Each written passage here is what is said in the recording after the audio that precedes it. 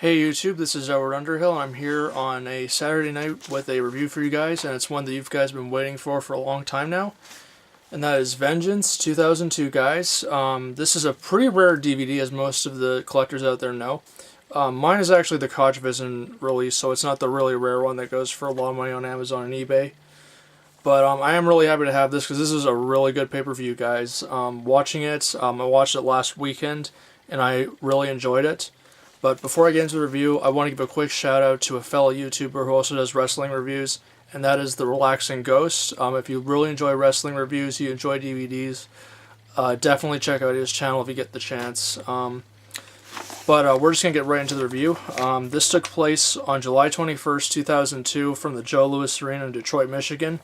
And as I mentioned, it was a really good show overall, guys. The show started off with a tag team tables match between Bubba Ray and Spike Dudley versus Chris Benoit and Eddie Guerrero. This was a really good match to start off the show. Also, Michael Cole and Tazz called the first half of this event, and then Jim Ross and Jerry Lawler called the second half of the event. Because this was back when they were doing the brand extension at the time, and they had the two commentary teams. And Michael Cole and Tazz, as I mentioned, called the first half of the event, and I thought they did a really good job. But yeah, you had a tag team tables match to start the show off. You had the team of Bubba Ray and Spike Dudley versus Chris Benoit and Eddie Guerrero. And it was a really good match to start the show off because you had the contrast in styles. You had Bubba Ray, who was the brawler. You had Spike Dudley, who was the high flyer. And then you had two of the greatest in-ring technicians of all time, for me at least, in Benoit and Guerrero, who are sadly no longer with us. But it was a really good match, though, because, you know, Benoit and Eddie were using very technical moves to wear down Bubba Ray and Spike Dudley. And Spike and Dudley were doing their thing. But Bubba Ray and Spike Dudley eventually won the match, and I'll go over the eliminations. So Eddie was eliminated first when Spike Dudley gave him a running bulldog, or the Dudley dog, through a table that was outside the ring, which looked really painful if you watch the replay of it. Spike Dudley was eliminated by Chris Benoit, who just tossed him through a table that was outside the ring next to the entrance ramp. And then Benoit was eliminated when Bubba gave him a full Nelson Slam / Bubba Bomb through a table that was inside the ring. And then Bubba Ray and Spike Dudley won the match off of that. But it was a really good match to start the show off, I thought. Next up, you had the WWE Cruiserweight Championship match between Jamie Noble, who was the champion, with Nidia at ringside, versus Billy Kidman, which was another really good match as well.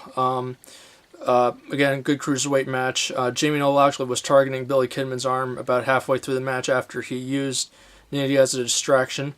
But Billy Kidman hit a really good shooting star press, which he missed. And then Jamie Noble won the match after he hit Kidman with the Tiger Bomb, and then pinned him 1-2-3 to retain the championship in what was a really good match. Then you had probably, I'd say, the weakest match of the night, which was the European Championship match between Jeff Hardy, who was the champion, and William Regal. No offense to either of these guys, it was just a really short match, but they did the best that they could with what they were given with. One cool spot was when Jeff did the run across the barricades, and I think Regal hit him with a clothesline or something like that. But Jeff won the match and retained the title when he rolled up Regal and pinned him, which you wouldn't expect from this match. You would have expected him to finish with the Swanton Bomb, but it was a cool finish. But Jeff won the match and retained the championship, which I thought was cool. I'm really glad that Jeff's back with the company. He was one of my favorites when I started watching wrestling, and I really got into it. Then we had a singles match between Chris Jericho and John Cena, and this was back before John Cena was doing the C Nation gimmick with the jean shorts and the wristbands and whatnot. He was basically dressed up in boots and tights, which were red and white, to go with the Detroit Red Wings colors.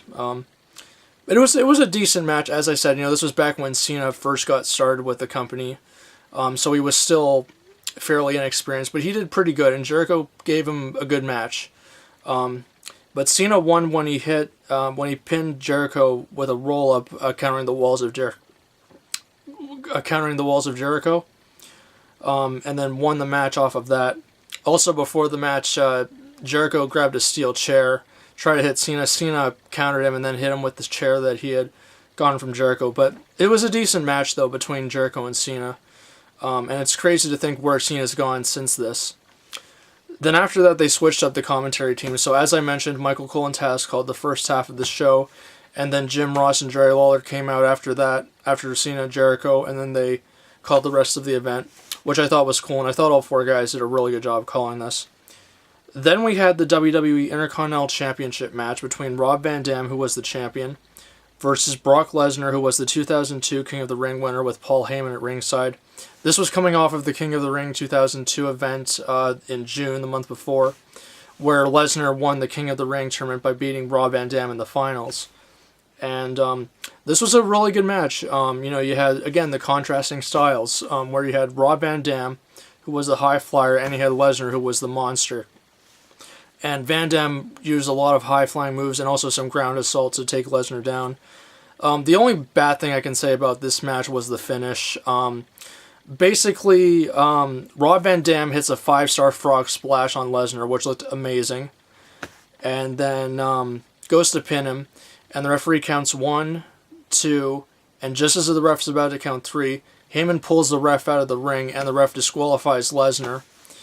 And then the ref goes to put the whooping on Heyman along with Van Dam, but then Lesnar grabs a chair and then whacks RVD with it, and then hits him with the F5 onto the steel chair before leaving the ring. But and Rob Van Dam keeps the championship via disqualification, which I can see why they did that, because this was back when Lesnar first was coming up, and this was building to the match at SummerSlam, which we'll get a little bit more into later on.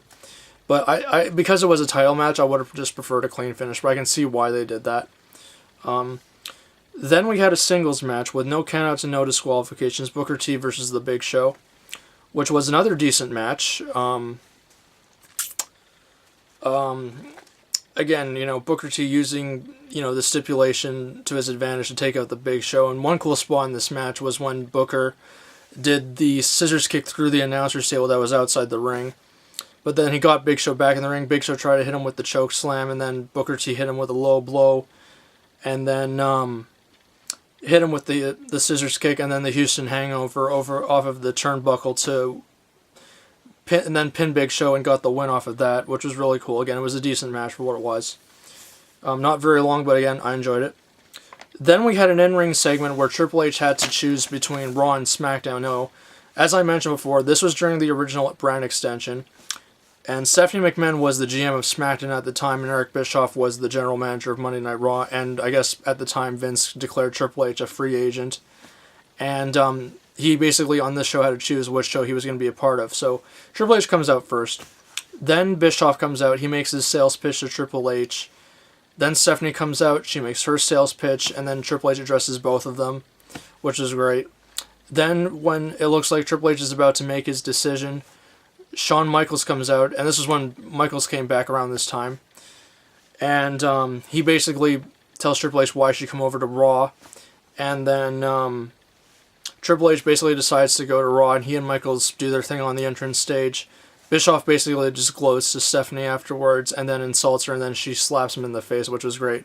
And it was a really good segment, too. You know, it wasn't overly long. It went a couple of minutes, but it did what it had to do, and it was really good. I thought all four of them did a really good job in this segment. And then we had two really good matches to close out the show. You had, first off, the WWE Tag Team Championship match between Edge and Hollywood Hulk Hogan, who are the champions, versus Lance Storm and Christian. And this was a really good match. I mean, because you had 3 Canadians and Hulk Hogan in the ring at the same time. And Hogan did a pretty good job in this match for what he did. But again, you know, it was, you know, the back and forth all throughout the match. There were some shenanigans and some interference as well. So towards the end of the match, Edge goes for the spear on Storm, and Storm ducks, and Edge hits the ref. And then Test comes down and gives Edge the big boot. Storm covers Edge, gets a 2 count. Rikishi comes down and fights off Test. The ref's still groggy at this point. And then Jericho comes out from the area where the announcer's table is and hits Edge in the head with one of the belts. And Storm then pins Edge while Christian holds Hogan out of the ring and gets the 1, 2, 3. And Lance Storm and Christian win the tag titles, which was a really good match. And then, last but not least, we had our main event, which was the triple threat match for the WWE Undisputed Championship between the three men gracing the cover. The Rock, Kurt Angle, and The Undertaker. Undertaker was the champion going into the match. This was coming off of the King of the Ring 2002 match with him and Triple H, where Rock almost cost Taker the championship. And then Vince basically told Taker, no matter whether or not you're the champion, you've got the Rock at Vengeance. And this was because they did a match on Smackdown, as they showed in the promo, which was freaking amazing, by the way, where Undertaker and Kurt Angle had a match for the championship. And they did this whole thing in the finish where Undertaker goes to hit Angle with the last ride, and Angle counters into a triangle hold, and Undertaker rolls up Angle to pin him. And just as the referee's hand hits the mat for the 3 count, Undertaker taps out to the triangle hold, and the match is declared a draw. And then Vince basically makes this a triple threat match at Vengeance. And as I mentioned, the pre-match promo was just freaking amazing. One of the best video packages ever. But this was an absolutely damn good match between these 3 guys. They gave that crowd in Detroit their money's worth. All 3 guys looked amazing. They were hitting each other with each of their finishers, all their signature moves. They were hitting each other's finishers on each other, which was awesome. Angle gets cut open above his eye or his forehead at one point in the match. But it was just a great back and forth match from all 3 of these guys. One of my favorite matches that I've watched. But Undertaker hit the Angle slam, the Rock hit the choke slam, Angle hit the rock bottom at one point, Angle hit the ankle lock, the Rock hit the sharpshooter. There was all kinds of stuff all throughout the match, but the Rock ultimately won after he pinned Kurt Angle following a rock bottom and got the 3 counts to win the Undisputed Championship, and then he went on to face Lesnar at SummerSlam in New York in August. But overall, great way to end the show. I give this a 4 out of 5 myself. Like I said, the main event was a damn good match. You had a couple really good, solid, good matches, and then you had a couple decent matches. And the in-ring segment with Triple H, Stephanie, Bischoff, and HBK was really good. And the commentary on this show was great. There were a couple of other backstage segments as well, which were pretty good. But overall, like I said, 4 stars out of 5 for me. Definitely a show I would recommend tracking down if you can find it for a good price. I know this is a really rare DVD. But if you have the network, definitely watch it, guys. You will not regret it. It's a great pay-per-view overall. But that'll do it for this review, guys. Let me know in the comments what you think of this show if you've seen it. Like I said, 4 stars out of 5. Highly recommended that you see this show. My next review is going to be One Night Stand 2006 for my wrestling reviews. But until then, thank you guys for watching the video. Be sure to like, comment, rate, and subscribe, and I will see you guys later.